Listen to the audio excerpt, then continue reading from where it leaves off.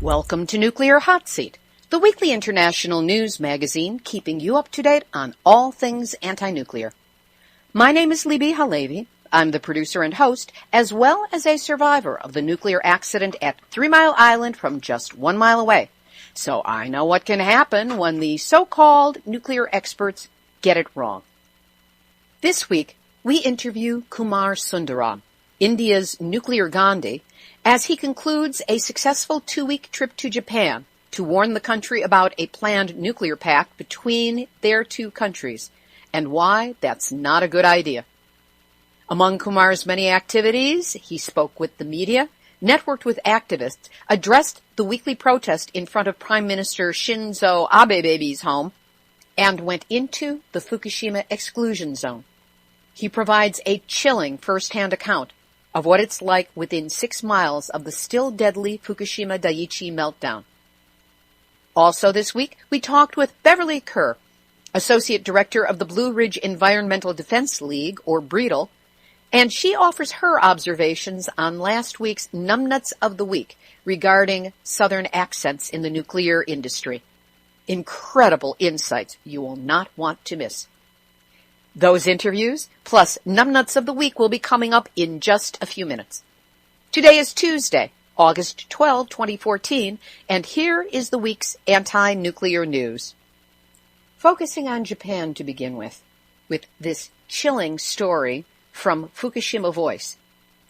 On July 16, Toshihide Tsuda, a physician and epidemiologist at Okayama University, stated that in certain Fukushima municipalities there was clear evidence of a thyroid cancer epidemic. He spoke at an expert meeting regarding the status of health management of residents following the Tokyo Electric Fukushima Daiichi nuclear power plant accident that was held by the Ministry of the Environment.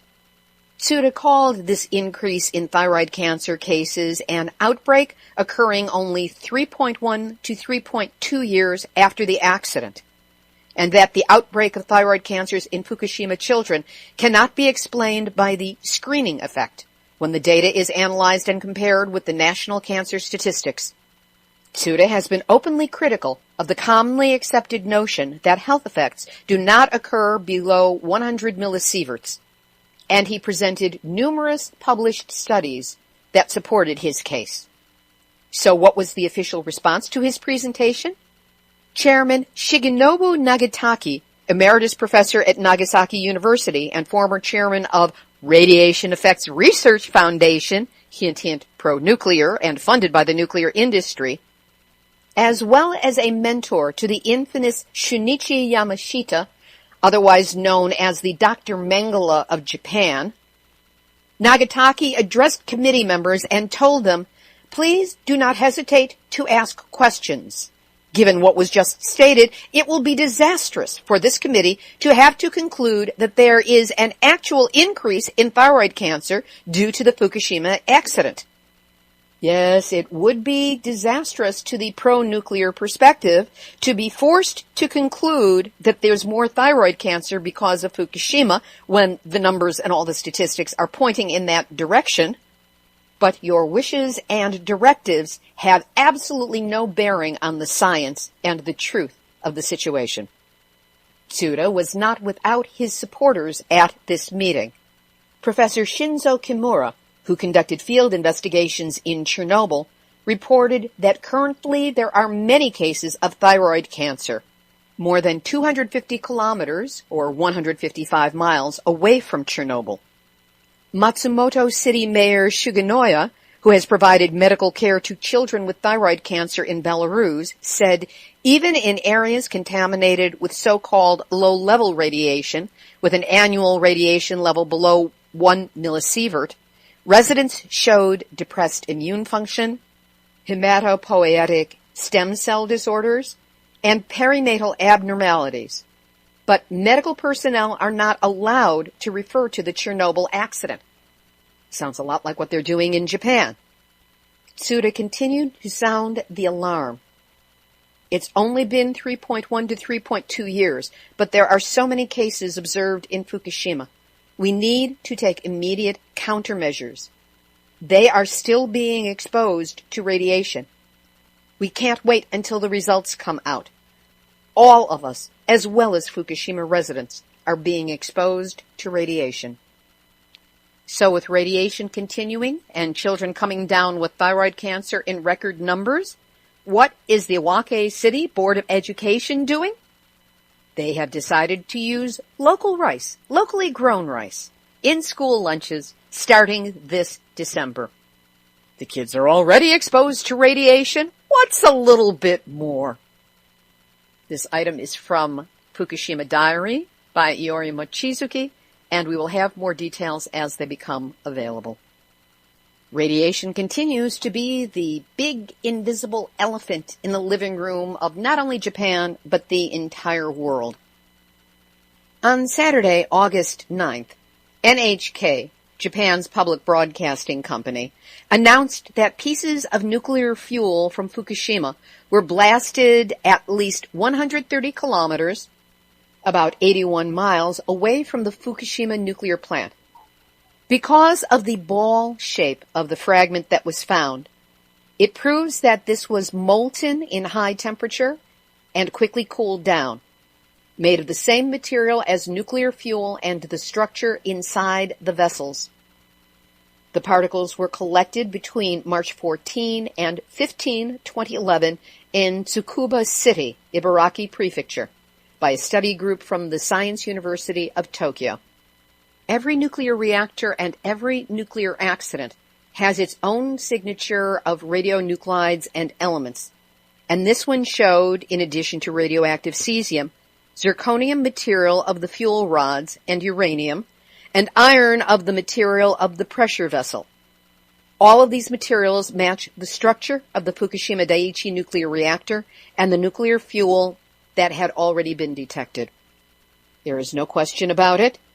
Nuclear fuel from Fukushima was found only 15 miles from Tokyo's suburbs. Everybody still eager to book your tickets for the 2020 Tokyo Olympics? This one particle was found to contain 200 trillion becquerels per kilogram of cesium. Tokyo Electric Power Company's, or TEPCO's, actions regarding the radioactive water at Fukushima Daiichi continue to resemble nothing so much as the sorcerer's apprentice as they attempt to get rid of the water with buckets and brooms and no place to place it. According to Informable.com and our friend Lucas Hickson, TEPCO has determined that it will stop using Areva's decontamination system, which uses chemicals to remove radioactive materials from water, as the system has not lived up to expectations since it was installed. What is the magnitude of their failure to live up to expectations? Here I quote from the article. The decontamination system was set up in June 2011, 3 months after the onset of the Fukushima Daiichi nuclear disaster. The design was so complicated that it took 50 welders more than a month to put it together. In the first 3 months, the system processed only 76,000 tons of contaminated water and was repeatedly forced to be shut down by a variety of problems. For the last 3 years, the system has been unused and kept out of operation. And now, with this white elephant being completely discredited as a technology to be used, it must be dismantled and disposed of. And it has become contaminated itself after processing radioactive materials, so it just becomes more of the waste of Fukushima Daiichi. So much for that water purification scheme. So how about the popsicle fence that's turned more into a slushy or a slurpy or shaved ice at its best? TEPCO spent a lot of money to put this ice fence in place so that the water would not leak out through the ground in Fukushima Daiichi, and there would be some control over the leakage. Well, that didn't work either. It never did achieve a hard freeze, despite the fact that TEPCO has been putting ice and dry ice into the underground trench to try to get it to stop leaking. Then on Monday, August 11, TEPCO admitted that the dry ice they had used, 1 ton of it to date, had clogged the drain pipes accidentally on August 7th, and so they stopped putting in any additional dry ice. What they have done is continued to put tons of ice, 222 tons of ice, into the ocean, but that's not freezing either. No surprise there, because fresh water freezes at 32 degrees Fahrenheit, but salt water freezes at 28.4 degrees Fahrenheit. So there is no way in hell, let alone Fukushima, that ice, regular ice, will freeze salt water.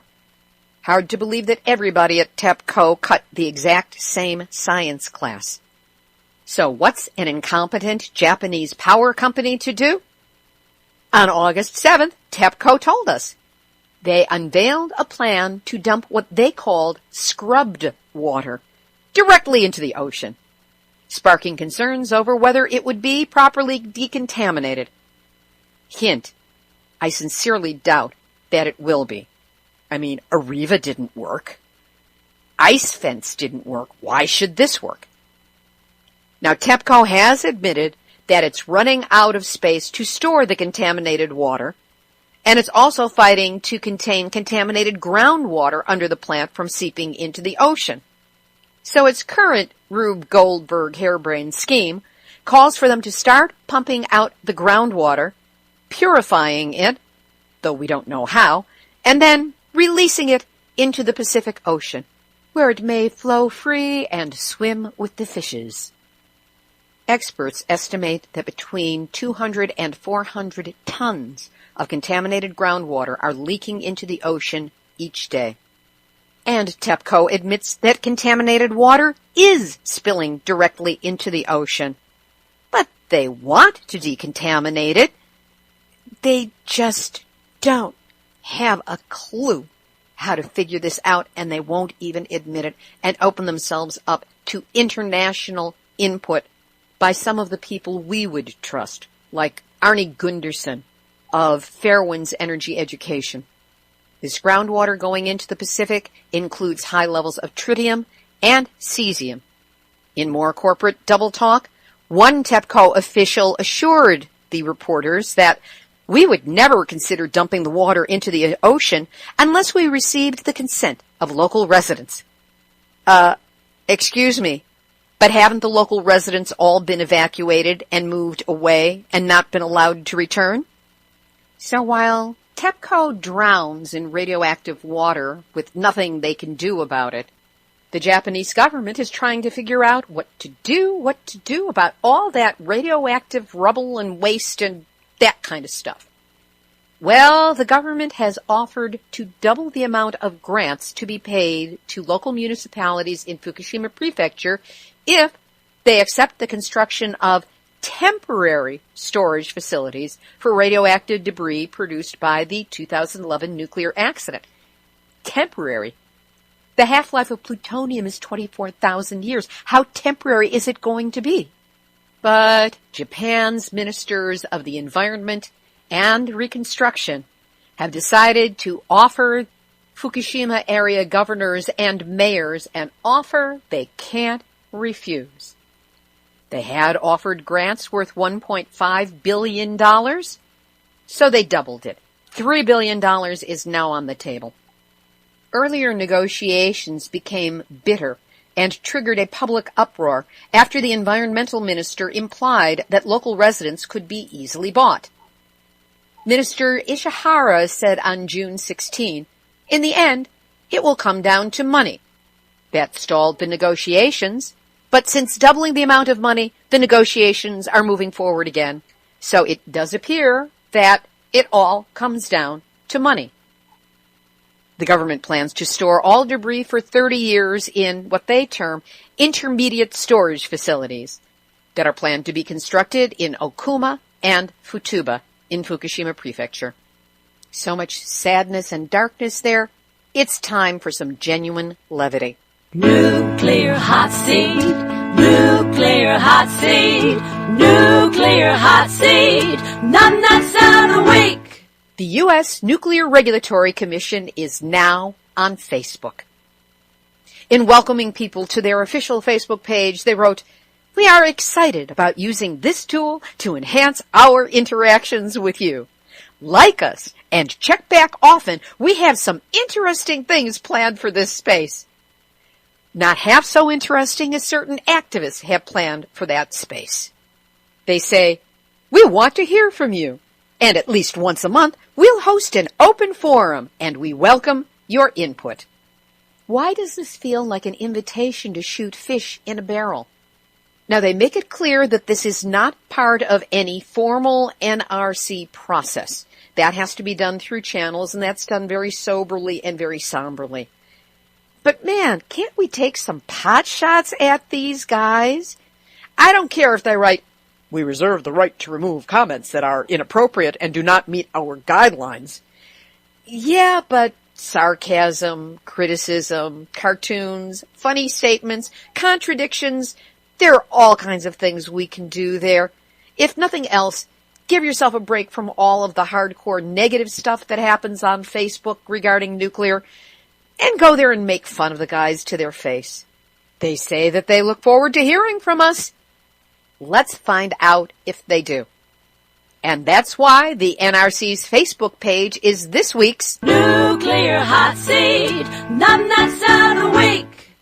Regular listeners to Nuclear Hot Seat may recall that last week's Numbnuts of the Week spotlighted the Oak Ridge National, meaning nuclear, laboratory in Tennessee, and its recently scuttled plan to offer its staff Southern accent reduction classes at $805 a pop, our tax dollars at work.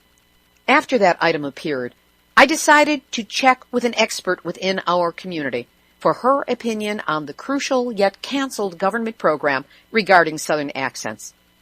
Beverly Kerr is Associate Director of the Blue Ridge Environmental Defense League, or BREDL, and she joined us today from her home in North Carolina. Beverly, could you please tell us your understanding of how important losing a Southern accent is to those people who work within the nuclear industry? Well, Libby, thank you kindly for asking me to speak my mind about accents in the workplace. You know, if I could say something directly to these folks, I'd sure have to say that Southern accents are most likely a low priority for most of us when it comes to nuclear concerns. Folks tell me I have a pleasant and calming voice. I surely hope all y'all don't mind my Southern accent. Instead of being concerned about this, we need to concentrate on where we're going to put our nuclear waste and how we're going to transport it and all the serious issues involved. Personally, Libby, I don't want to fly off the handle about these piddling warts, bless their hearts. I reckon they just need to quit being ugly and acting too big for their britches. They need to just get the nukes out of here and make the world a better place.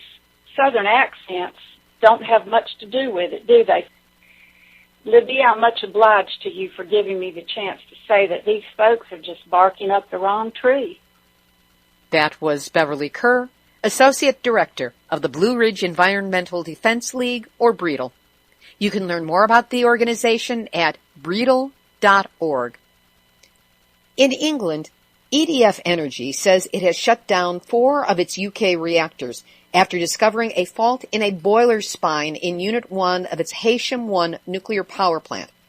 Although routine inspections of other boiler spines have not previously indicated similar defects, according to EDF, routine inspections of this boiler spine had not previously indicated this defect.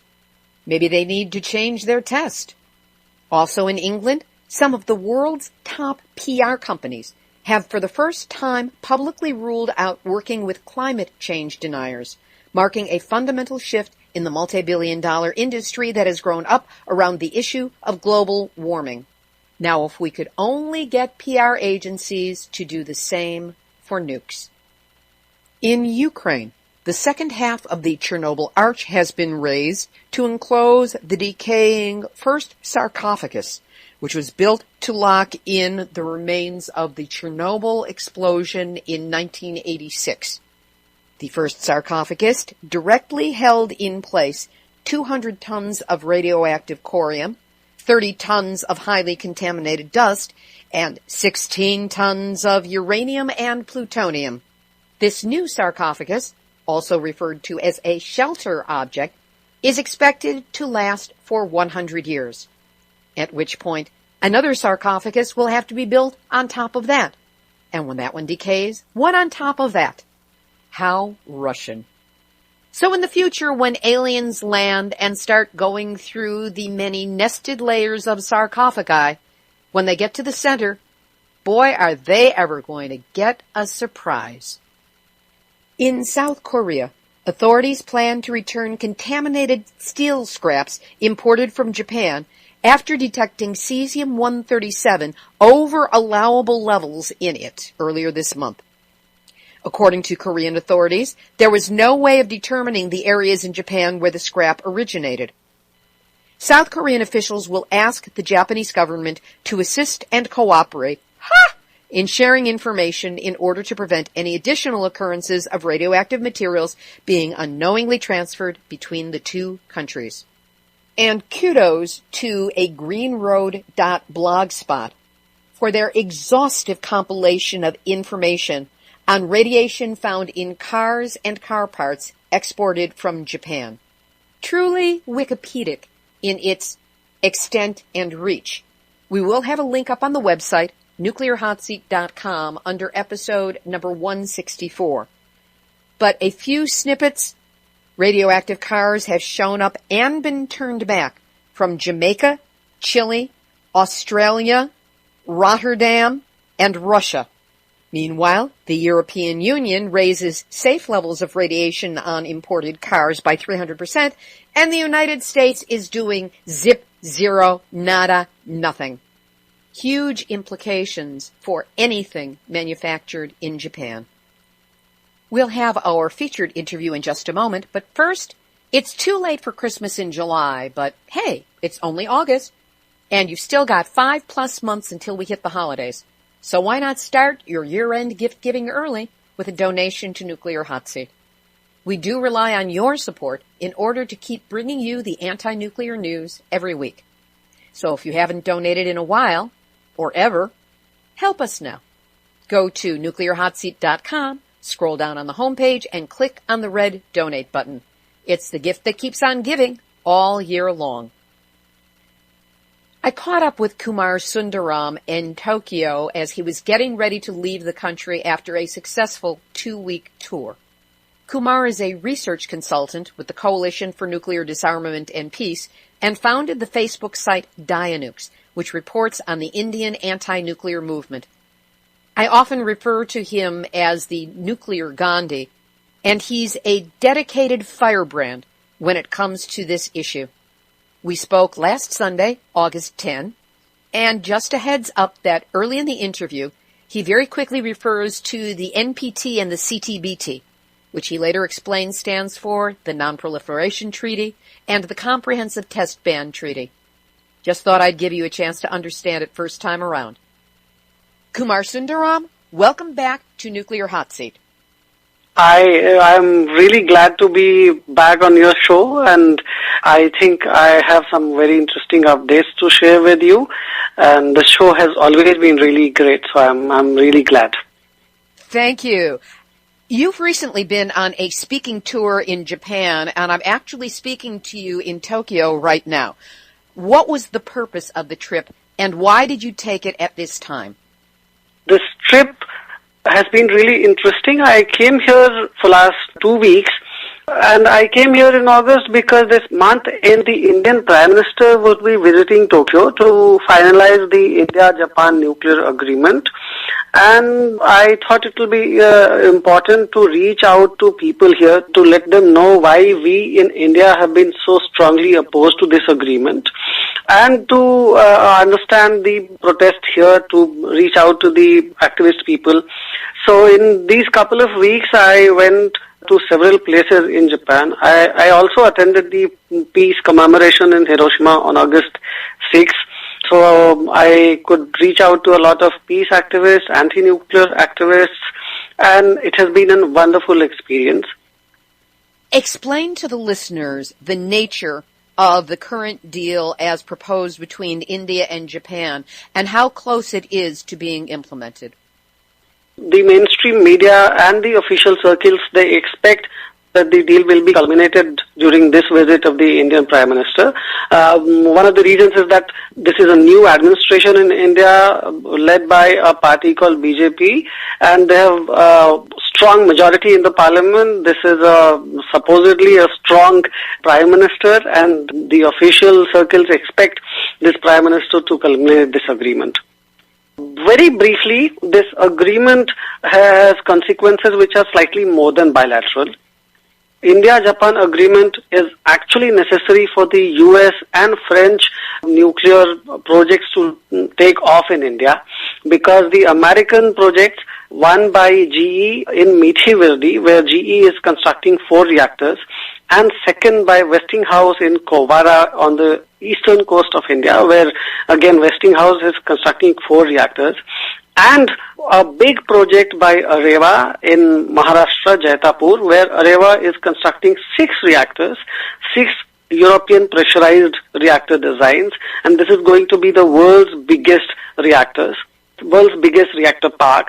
These 3 projects are stuck in India because technically India requires to have a bilateral agreement with Japan, essentially because very crucial components which are manufactured by Japanese companies are going to be used in these 3 projects. And until India has an agreement with Japan, the French and American projects that I just mentioned will not take off on the ground in India. So these countries have been pushing Japan to have an agreement with India. So this agreement has wider consequences than a bilateral agreement, and it would help the French and the American nuclear corporates whose profits have been dwindling after Fukushima to get a foothold in new market in India and essentially to rehabilitate them post-Fukushima. How aware of this deal were the people in Japan before you came here, and what has been their response since you have brought this to their awareness? In the Japanese protests, I participated in Tokyo Friday protests last week. This has been amazing protest because ever since Fukushima, people every week have been coming in front of the Prime Minister's residence, in front of the National Diet, and they have been protesting every Friday. I was amazed to see the energy, the diversity of the protest. There were all kinds of people with music, with their slogans, with their posters, people of all ages. So this protest has been really amazing. In the recent weeks, the focus of the protest has been to reverse and to resist the government's attempt to restart these reactors.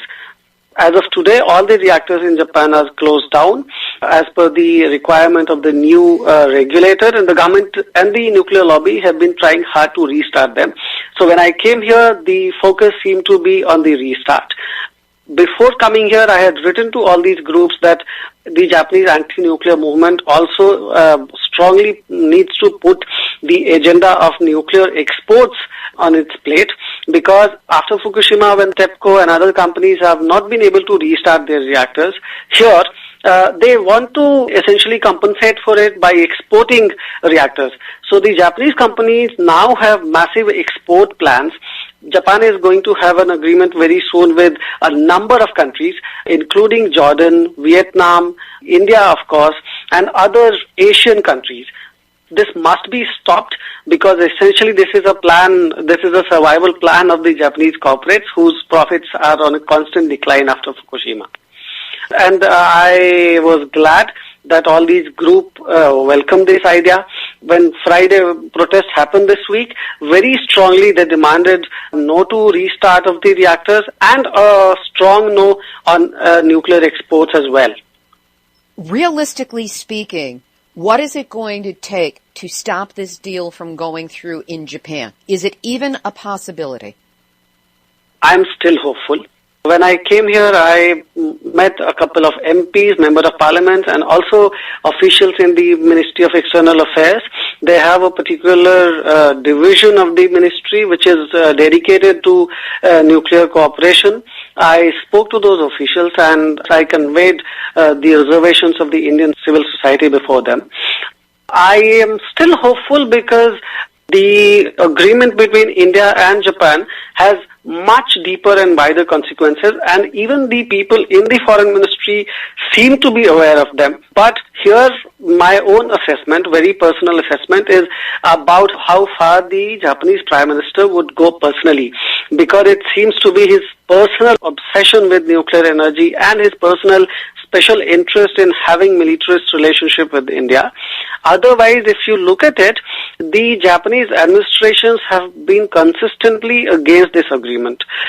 Even before Fukushima, because Japan has a long-standing policy of not allowing nuclear supply to countries which have not signed NPT and CTBT, and India is one of those very few countries which are still outside the NPT, and India has conducted nuclear tests. So even before Fukushima, even before the whole question of desirability of nuclear energy per se came into discussion, Japanese administrations for over the last several decades have been opposed strongly to any agreement, any nuclear supply agreement with India, because India has violated and has actually been in contempt of the international opinion on nuclear disarmament. It's a country which conducted nuclear tests. It is a country which has not signed CTBT and NPT, and Japan has a long-standing policy of respecting those treaties. So even before Fukushima, just on the count of nuclear disarmament, the Japanese system, which has been sensitive after Hiroshima, has always resisted having a nuclear supply agreement with India. So my own sense is that there are differences even within the bureaucracy, even within the ministry. But of course, the Prime Minister's own personal political will might be able to overturn this. So I am personally still hopeful. I asked Kumar for a brief history of the Indian nuclear involvement and also its relationship to the Non-Proliferation Treaty and the Comprehensive Test Ban Treaty. The Indian government conducted nuclear tests in 1974, firstly, and then again it conducted nuclear tests in 1998. It conducted nuclear tests in 1974 by using the nuclear material that it got in 1950s and 60s under the rubric of peaceful use. So it essentially cheated and diverted that material and manufactured those nuclear weapons. What happened was, after the 1974 agreement, there was a ban on India against supplying any nuclear technology to India by the entire international community, including US, Japan, and other countries. And this ban lasted for more than 35 years because India diverted peaceful nuclear, so-called peaceful nuclear material and technology for making nuclear bomb. What has changed in recent years is because the US, France, and other countries have an interest in the civilian nuclear reactor market in India, they have lifted that ban. Japan has still been reluctant because Japan has experienced Hiroshima and India has conducted nuclear tests. It has not signed the Non-Proliferation Treaty, the NPT, Nuclear Non-Proliferation Treaty, and CTBT, which is Comprehensive Test Ban Treaty. So even before Fukushima, and even if you leave aside the nuclear energy question, just on the question of nuclear weapons, nuclear disarmament, Japanese policy so far has been strongly one of denial of nuclear supplies to India because India has conducted nuclear tests. So that has been one part of very strong opposition to any nuclear supply agreement to India. And Japanese system has been built like that for last more than 4 decades. So that is a resistance within the system, and I'm still hopeful that the officials, the ministry, and the differences here in the political system will prevent Japan from having an agreement with India. Essentially, I want to convey that this deal is bad for both reasons. A, because it is rewarding a country like India, which diverted material and still being rewarded even after doing tests. So it's a bad precedent for nuclear weapons and disarmament. So that's one stream of arguments against the deal. The other stream of arguments against the deal is that India is indulging in a massive expansion of nuclear energy. It's pushing and imposing these reactors on its people violently, and the other anti-nuclear arguments. And so the anti-nuclear energy arguments and disarmament arguments, there are two sets of arguments against this deal. There's another thing I wish to cover with you. You actually were able to get very close to Fukushima Daiichi, even though it is technically not allowed. How did you manage to get close, and how close did you get? It's not allowed for general civilians, but obviously in recent few months, journalists have been allowed to go in. Some other people also have been allowed to go in. So with a journalist friend of mine in Fukushima, I was able to go into these ghost towns. I was able to see Itatemura. I was able to see Futaba. And in both these towns, the entire population has been evacuated. And in all the last 3.5 years, these towns have really turned into pathetic, horrible ghost towns. There I could see 3 feet, 4 feet wide grass growing in all these houses that I passed by. The Itatemura station was just there, the railway station, the main railway station, and no train has come there in last 3 years. So this was an entirely disturbing experience. In front of the railway station, there was a newspaper office in which, in the window, the transparent window, one could see the newspaper of 12th March 2011 lying there, which could not be distributed because the entire town had to be hurriedly evacuated, and several other things like that. There would be schools where everything was lying just like that. The children were hurriedly evacuated. So all those pictures that I had seen from Chernobyl started haunting me, and it's a similar situation in Fukushima. And people from these towns who have been rehabilitated elsewhere will never be able to come back. So essentially this whole area is going to be like that for several hundred years now. One doesn't know till when. Secondly, I was also able to meet the entire community which was rehabilitated from Itatemura to a newer place called Datte Higashi, and I had a longer discussion with the community leader there, Hasegawa-san. He explained the whole trauma of being evacuated and still after 3 years not being able to find a proper way of life, proper life for the entire community.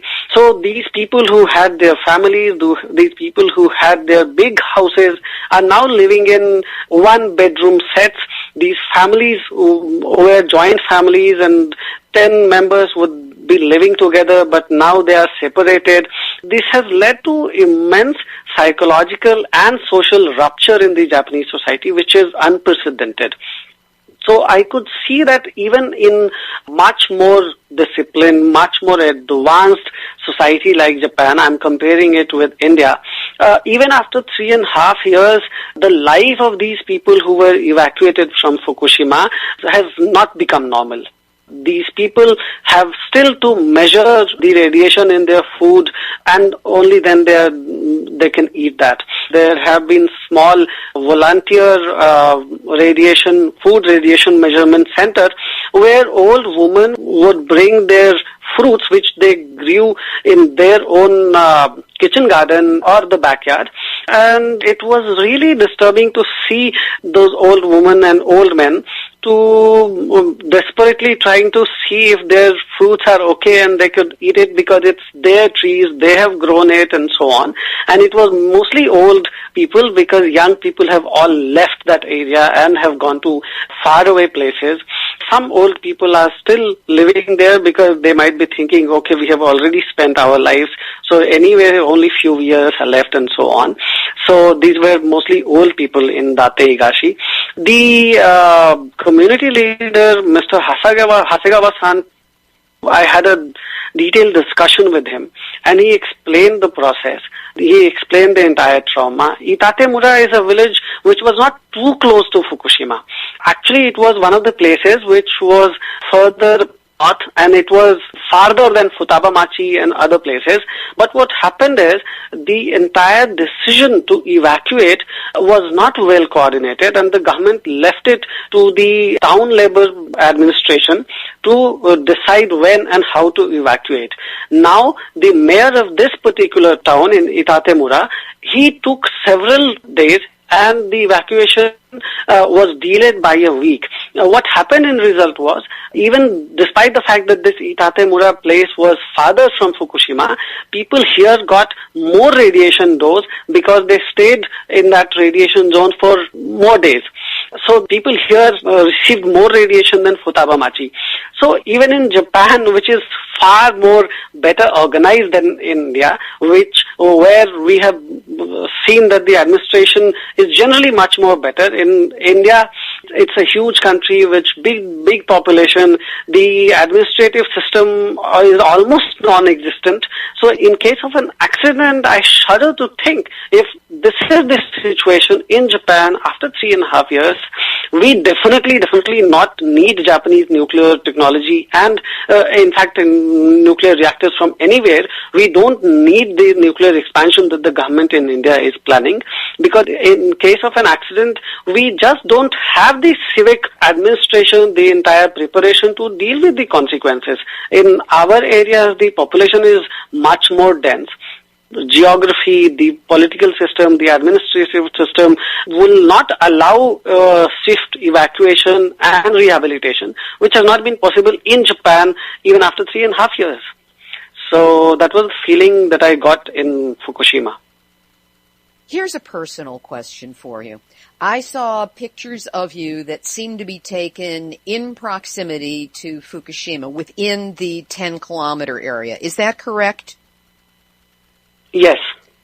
And in these pictures, Kumar, you are not wearing a mask. You are not wearing protective clothing of any sort. What the hell were you thinking? The journalist friend told if we are going there just for a couple of hours, it's okay to go, and we had the radiation dosimeter with us. So we had this in mind that wherever the radiation dose is high, we'll definitely not go there. And actually this journalist has been going there regularly, so he knew the hotspots, he knew where it's relatively safer. So we kept that in mind. In some places we had the dosimeter with us and it was just going berserk. At one place it was 5 point something. In some places it was really high. But since this journalist friend knew these places, knew the hotspots, so we kind of avoided high radiation places. In that area it's slightly uneven. So my own guess is that I didn't go to really dangerous zone, so it was okay. And here's what I would like to come back with. As we know from Dr. Caldecott, all it takes is inhaling one millionth of a gram of plutonium, and you're going to give yourself a lung cancer. There are so many other ways that the contamination can happen because there could be a hot spot next to a not so hot spot. And you are not the only activist, high-level activist, who I have seen and known have gone to Japan and have blithely gone around without any kind of protection. So this is not just for you, but it's for all of them, and it's for anybody who's going there. Would you please, at minimum, at all times, wear a mask? Would you do detoxification protocols? Would you take zeolite? Specifically liquid zeolite if you can get it, to be able to detoxify your body. And Kumar, I'm saying this to you right now. When you get back, put in place every detoxification protocol that you can find. I will send you some that I am familiar with so that you institute this, because Kumar, we need you for the long run. We need all of our top activists for the long run. And if you have exposed yourself in this way, and not taken the protections that you might have taken beforehand, at least on the other side of this, do everything in your power to remove whatever might have gotten onto or into your body. I personally would discard all the clothing. And I've been told also it's a good idea to discard the shoes because there's more on the ground. Because You don't need that in your life, and we need you. You are too important for us to lose for anything related to radiation. I'll keep that in mind. I do think that I went there, and with this friend, I thought, okay, we should go and visit these places, but I know it's not safe at all. So I'll keep your advice in mind, and I'll do likewise. I will send you some detoxification protocols that Sure. I know about, okay? Sure. Is there anything else you'd like to say in closing? In closing, I would like to say that we have tried to reach out to many activists here, and when the Indian Prime Minister was visit Tokyo this month end, friends here said that they will stage strong protest, and also we in India would have protest in front of the Japanese embassy in New Delhi. So people of India and Japan, they want good relationship with these two countries. So our protest is not against Japan-India bilateral relationship. We want better relationship. We want people-to-people relationship. We don't want our relationships to be held hostage by nuclear corporates, by the military industry. I have no doubt but that you will have made and continue to make an impact on not only India but Japan because of your efforts over there on this trip. Thank you so much. I hope to keep working and build solidarities. We'll build our strength and we'll move on and we'll strive for a better and safer future for our people. That was Kumar Sundaram in Tokyo on his way back to India to continue the fight. I'll be posting a link to Dianukes, the Facebook group, on our website, nuclearhotseat.com/blog. It's a great way to get in touch with Kumar. Hey, if you haven't read an ebook lately, have I got a read for you. Yes, I Glow in the Dark. 1 Mile from 3 Mile Island to Fukushima and Beyond is my ebook on what it means to find oneself only 1 mile away from a nuclear reactor meltdown while it is happening. Lots of fun, lots of yucks, and don't you dare get emotional. I dare you to not. Anyway, it is available, as I said, as an ebook on Amazon Kindle. They do have free downloadable software for that, so you can play it on any digital device you've got. You can buy a copy of this right now for about the same as the cost of a cup of Starbucks, or, if you want to have the bargain trip, wait until September, when I will be offering it at a really low special price in honor of a landmark birthday. Either way, it's a great read filled with unexpected twists, turns, thrills, chills, and horrors, not all of them nuclear, and you'll be helping to support the work of this show when you purchase it. Again, Yes, I Glow in the Dark. You can find it on Amazon as a Kindle. Activist shout out. The Mama Bears Against Nukes are looking to find someone in Ohio or northern Kentucky who might want to do a monthly vigil outside the uranium enrichment plant at Piketon, Ohio. If you know that someone, or are that someone, get in touch with Mama Bears Against Nukes by messaging them on their Facebook page. Jon Stewart, I'm coming for you, booby.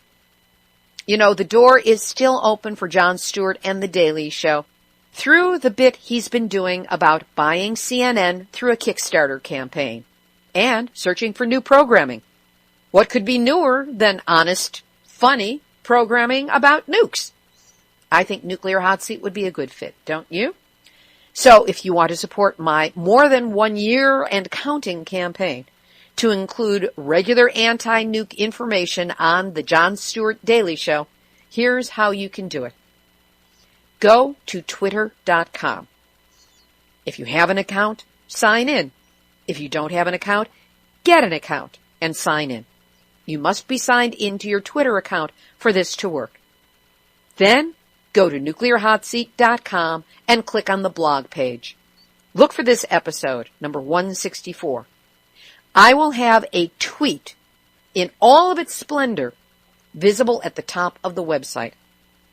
Underneath the actual wording of the tweet, you will see 3 icons. One of them is a set of arrows chasing each other around a square, which stands for retweet. Another is a star, which means favorite.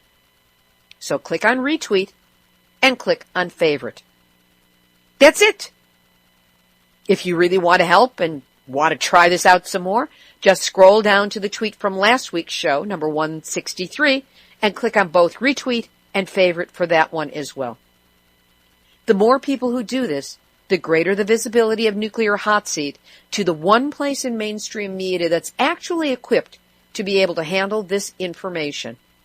And the better chance we'll finally have to get nuclear awareness on The Daily Show. My thanks to you for your help with this project. Here's today's final thought. I've been challenged lately to use Nuclear Hot Seat to support some of the more dire YouTube videos being produced on the damage being done to the world by Fukushima's radiation. I can appreciate that some people feel passionately about this material, and that the various videos online may contain valid information. However, my editorial position on this show is that I tend to err on the side of being conservative in the information I pass along. I may get sarcastic. Moi? But I try to root the stories I share in multiple sources, or solo sources I have come to trust in over 3 years of producing Nuclear Hot Seat. There are often waves of incendiary, apocalyptic information being put out about, for example, the Unit 4 spent fuel pools at Fukushima, or the death of the Pacific Ocean, or mutant corn in a backyard Chicago garden. I try to resist what could be true, but also might be fueled by hysteria, or just plain pessimism, or maybe just bad journalism. I would rather be late with a story than wrong about it. And some of my rush to reporting in the first year of this show continues to haunt me. I hate having to offer retractions and apologies. I will if I have to. If I've made a mistake, I will fess up to it. But I've learned to measure twice, cut once. Consider the information, see if I can back it up, but don't jump at it unless I feel secure that what's being shared can objectively be considered the truth, or a blatant lie worthy of my sarcasm. I am not going to be declaring the end of the world anytime soon. I may at times think that we've achieved the radiational equivalent of the last scene in the first Planet of the Apes movie, and I'm not saying there haven't been some dark nights of the soul when I've thought that we really have done it. But I have lived the hysteria and the fears close up and personal after 3 Mile Island. At that time, I jumped off the nuclear deep end in my heart and soul. It was more than 30 years ago, and I only barely survived. So pardon me if I tiptoe among the expressed terrors and dire predictions and pick the targets that I can manage. Unless I have a direct source I trust, I will never be the first with a terrifying story or prediction.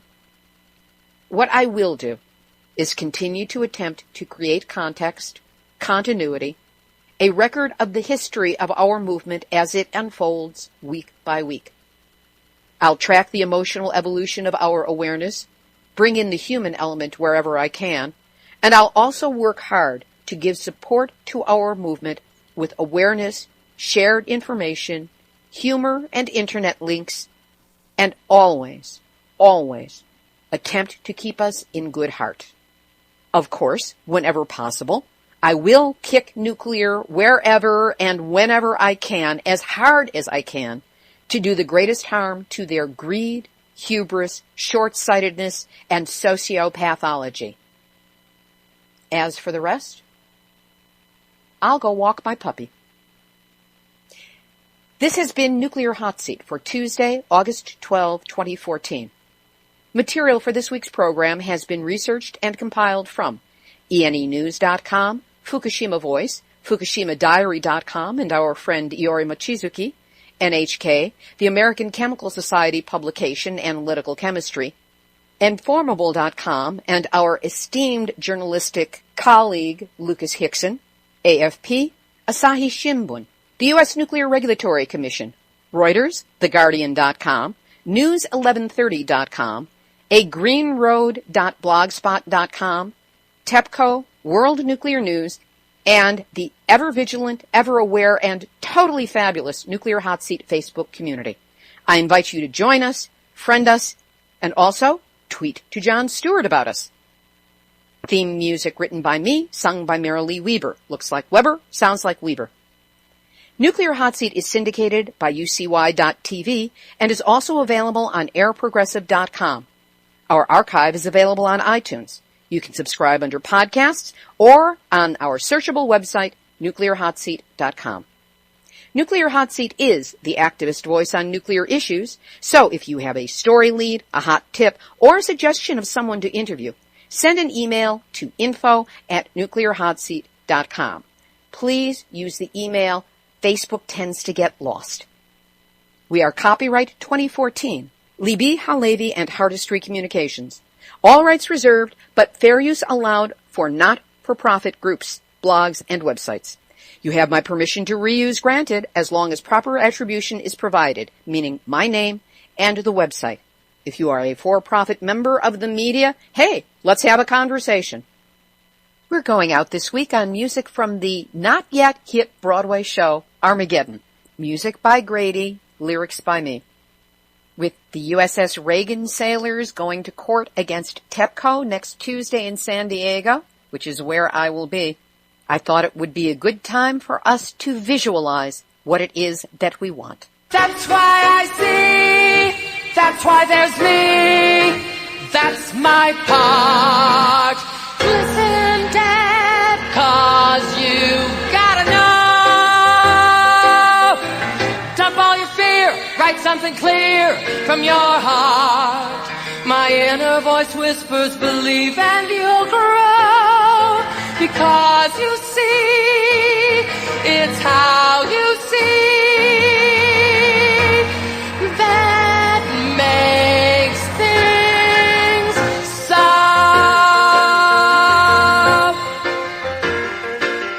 When I visualize, I see a world where love never dies, and the beauty I feel is real visualized. When I visualize, I see a truth that conquers the lies, and the magic we need is free visualized.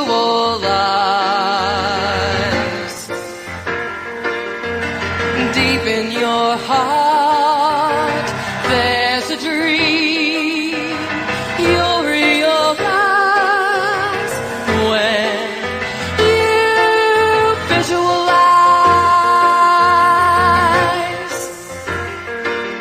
When we visualize, we see one human rainbow spanning the skies, and whatever we see will be visualized. Deep in your heart, there's a dream you'll realize when you visualize. Visualize.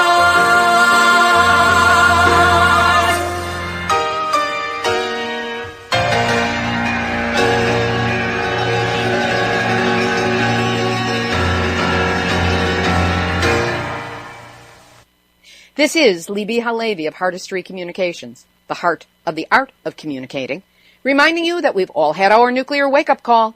Now don't go back to sleep, because we are all in the nuclear hot seat. Nuclear hot seat, what are those people thinking? Nuclear hot seat, what have those boys been drinking? Nuclear hot seat, the corium is sinking. Our time to act is shrinking, but our activists are linking. Nuclear hot seat. It's the bomb.